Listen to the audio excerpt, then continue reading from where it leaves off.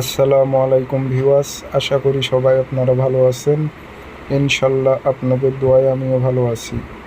তো নিয়মিত বরাবরের মতো আবার উপস্থিত হলাম আরেকটি ভিডিও নিয়ে।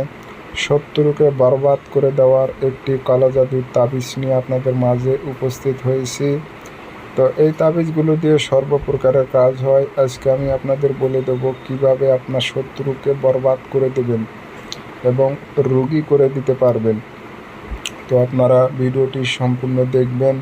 চ্যানেলটি অবশ্যই আমার সাবস্ক্রাইব করে রাখবেন এবং আপনারা ব্যক্তিগতভাবে যদি আমার থেকে কাজ করে নিতে চান অথবা কাজ শিখতে চান যোগাযোগ করবেন 0133152734।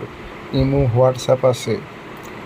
নকশা শনিবার মঙ্গলবার দুপুর 12টার টাইমে আপনারা সীসার পাত নেবেন। সীসার পাত কিনতে পাওয়া যায়, সে শীটটা কিনে নেবেন। সেটার ওপর কালো কালি দিয়ে লিখবেন আর নাম উল্লেখ করে দেবেন, অমুকের ছেলে অমুক বরবাদ হয়ে যাক, রুগী হয়ে যাক, এভাবে উদ্দেশ্যটা উল্লেখ করে দেবেন।